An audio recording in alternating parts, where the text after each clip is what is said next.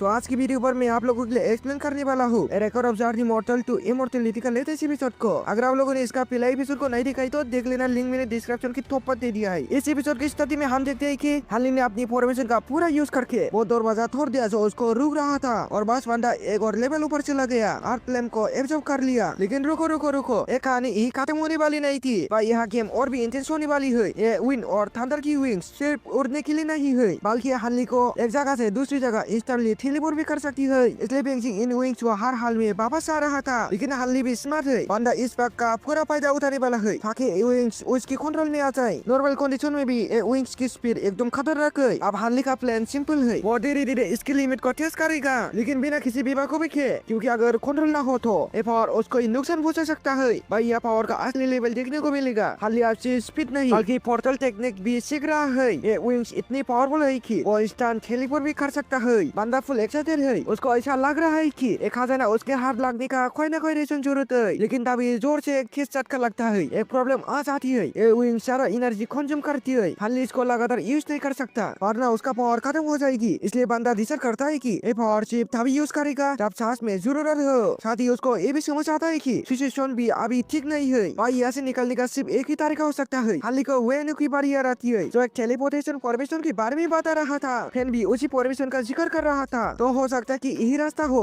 जो उसको यहाँ से निकल सके। हाँ, यहाँ भी पुराने खतरनाक मॉन्स्टर पीती है जो उसको मरना चाहेंगे, लेकिन वहाँ जाना फिर भी बेहतर है क्योंकि यहाँ तो फैन से उसके पीछे पड़ा है। अब सिंसिप होता है नाल सिटी में, यहाँ फैन कुछ लिख रहा होता है और उसका दिमाग एकदम टेंशन में होता है। वो लेनार के बारे में पूछता है जो इस बार एक खास मिशन पर गया है। ये मिशन उसको अबांग वांग ने दिया है और फैन को डर लग रहा है कि कहीं कोई बड़ा बवाल ना हो जाए। भाई यहाँ एक और नया ट्विस्ट आने वाला है। हाली आप भी अपनी असली शक्ल छुपाई हुई है और यही बात है कि कोई भी उसकी रियल आइडेंटिटी नहीं पहचान रहा। जिसी वो नाल सिटी पूछता है, फैन उसका स्वागत करता है और सीधा सवाल दाग देता है, भाई तू यहाँ क्या कर रहा है। फैन भी उसको इज्जत से वेलकम करता है, लेकिन जैसे वो हाली की स्पिरिचुअल एनर्जी फील करता है उसके शरीर का रंग उड़ जाता है। उसको तुरंत समझ आता है कि ये बंदा नॉर्मल नहीं है। फिर हाली सीधा पॉइंट पर आता है, उसको टेलीपोर्टेशन परमिशन चाहिए। वो यहाँ बिना टाइम वेस्ट किए सिर्फ एक काम के लिए आया है। लेकिन फैन थोड़ा गिल्टी फील करने लगता है क्योंकि ये काम उतना आसान नहीं होने वाला। भाई यह तो पूरा हंगामा मचा हुआ है, इस बार मॉन्स्टर हर जगह तबाही मचा रहे हैं और किसी को नहीं पता कि टेलीपोर्टेशन फॉर्मेशन कब तक रेडी होगी। हाँ, अगर फैन चाहिए तो काम जल्दी हो सकता है, लेकिन अभी उसने कोई फाइनल डिसीजन नहीं लिया है। ये सुनते हाली सोचता है कि यह रुकने का कोई फायदा नहीं, तो वो सीधा वहाँ से निकलने का प्लान बनाता है। लेकिन तभी फैन उसको रोक लेता है और रिक्वेस्ट करता है कि एक रात यहाँ रुक जाए। हाली बात समझता है और मान जाता है, डिसाइड करता है कि कल सुबह निकल जाएंगे। एक सर्वेंट उसको सबसे बेस्ट रूम में ले जाता है, लेकिन एक लड़की ये देखकर सोच में पड़ जाती है कि ये मेहमान इतना स्पेशल क्यों लग रहा है। भाई यह कुछ गड़बड़ चल रही है। फैन ने उस बुजुर्ग को यहाँ रहने दिया जबकि उसने उनके बॉस के साथ अच्छा नहीं किया था। लेकिन मान आंटी को इस बात से कोई फर्क नहीं पड़ता,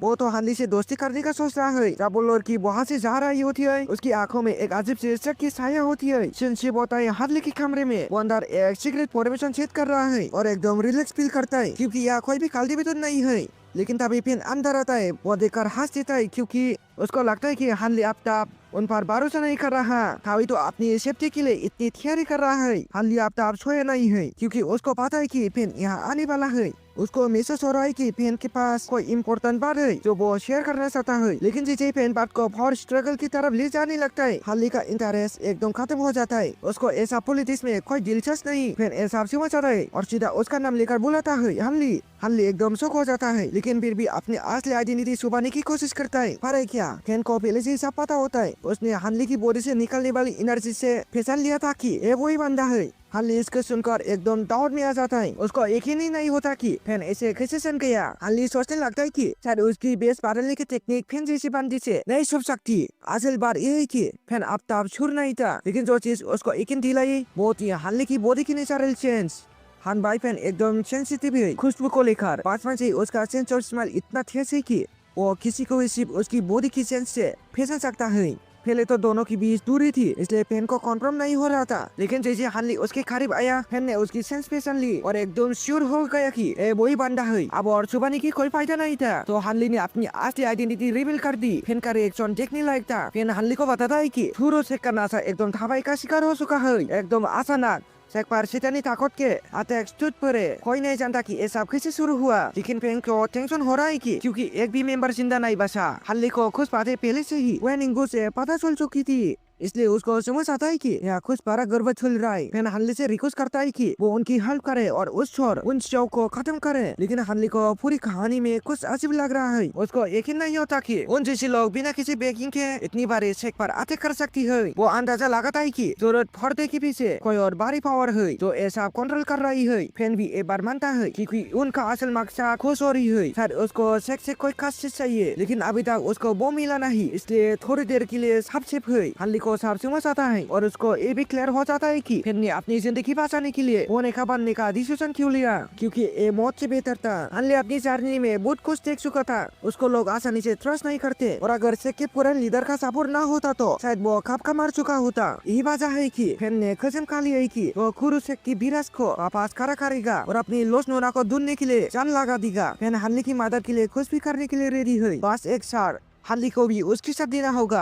हनली जानता है कि फैन एकदम लॉयल है, लेकिन इस बार खुद भी डेंजर में है। फैन भी हनली की टेंशन समझता है, खासकर उन ताकतवर दुश्मनों का जो उसके पीछे पड़े है। इसलिए फैन प्रॉमिस करता है कि वो हनली को इस आइलैंड से निकालने में मदद करेगा। फिर वो एक खास चीज का जिक्र करता है, सपनों का पेटर। ये एक ऐसा आइटम है जो टेलीपोर्टेशन सिस्टम को एक्टिव कर सकता है। शुरू से की विरासत ने इस पेटर को खरीदने के लिए बेचारा पैसा उड़ा दिया था और फैन ने उसे छुपा के रखा है। वो हमेशा भाग जाने के लिए रेडी था, लेकिन सबकी सबसे जरूरी है, इसलिए वो अभी तक यहाँ ठीका हुआ था। हनली एकदम सीरियस हो जाता है क्योंकि ये पेटर उसकी आखिरी उम्मीद हो सकता था। हनली अब इन लोगों को छोड़ने वाला नहीं था। उसने डिसाइड कर लिया कि वो अपनी तरफ से बेस्ट एफर्ट देगा इनकी मदद करने के लिए। फैन एशन कर खुश हो जाता है और बिना टाइम वेस्ट किए हनली के साथ एक डील फिक्स कर लेता है। उनका मिशन था यूनथियानियों के फॉलोअर्स को सबक सिखाना और यूनथियानियों को भी। हनली को सब समझ आ रहा था और अब उनका सफर ऑफिशियल शुरू हो गया। दिन बीत गए और फाइनली वो लोग एक अजीब आइलैंड पर फंस गए जो पूरी बादलों से घिरा हुआ था और जहाँ सूरज की रोशनी चमक रही थी। आइलैंड यानजुआन के फॉलोअर से भरा पड़ा था। फैन ने हनली को वार्न किया कि यह हर मूव केयरफुली लेना क्योंकि एक गलती और सब बर्बाद हो सकता है। लेकिन हनली के करंट पावर लेवल के सामने ये लोग कोई खास चैलेंज नहीं थे। वो बिना टाइम वेस्ट किए सारे फॉलोअर्स को सफाया करने में लग गया। फैन इस बार से एकदम खुश हो गया और उसने प्रॉमिस किया कि 4-5 दिन के अंदर टेलीपोर्टेशन सिस्टम रेडी हो जाएगा। दूसरी तरफ यानजियो भी नाल ने इस लैंड पर वापस जा रहा था और इसलिए उसने हनली से कहा कि थोड़ा रुक के उसकी मदद करे। हनली ने बिना कुछ सोच के कुछ का स्ट्रेसअप दिए तो टेलीपोर्टेशन सिस्टम को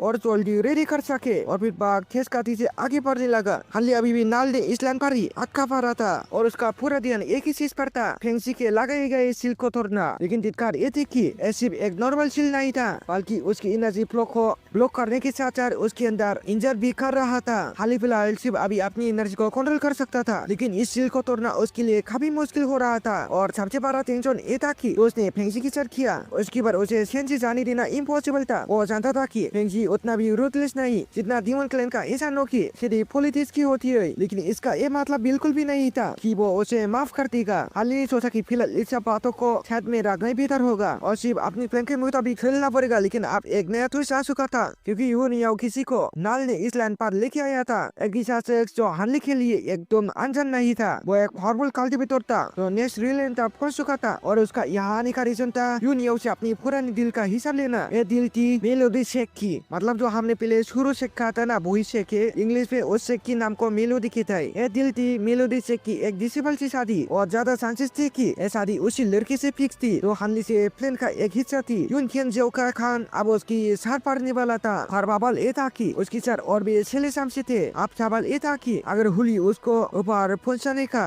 काम कर दे तो फिर क्या करेगा। ऊपर से हनली की असली पहचान छुपाना भी जरूरी था, वरना मुसीबत और भी बढ़ सकती थी। हर बारन तो एकदम शेर था। उसने सीधा कह दिया, मैं कभी अपनी रूह बेचने का काम नहीं करूंगा। अगर मैंने ऐसा किया तो मुझसे बड़ा मुर्दा कोई नहीं होगा। और वैसे भी हनली सिर्फ एक दोस्त नहीं था बल्कि शेख मेलोडी की सन था। फिलिपिन को उस पे शक था, लेकिन जब उससे पता चला कि हनली ने उसकी मास्टर की जान बचाई थी तब से उसकी अमन की कसम खा चुका था। अपन ने एक थे दिल से सलाम मारा और बोला, भाई मैं कभी तेरे खिलाफ नहीं जाऊंगा। हनली उसकी बात मान ही रहा था कि फिर ने हाथ पकड़ कर रुक दिया। सुनो, एक आखिरी गुजारिश हुई। फिर चाहता था कि अगर हनली उसकी मास्टर को कभी खाए भी मिले तो उसे एक बार वापस लेकर आए। फिर ने कुछ कीमती चीजें हनली को सौंपने का फैसला किया। ऐसा शेख मेलोडी की विरासत थी और सुना था कि इनमें से एक छुई सच्चाई को बिना कब कर सकती थी। साथ ही उसने अपनी मास्टर के लिए एक संदेश भी दिया, माफी मांगने के लिए, क्योंकि वो अपनी जिम्मेदारी पूरी तरह निभा नहीं पाया था। हनली ने एक गहरा सांस लिया और बोला, चिंता मत कर भाई, मैं तेरा एक काम पूरा करूंगा। दूसरी तरफ मेपिल अपनी चरम सीमा पर थी। यान थियांग जियाओ और उसका चेला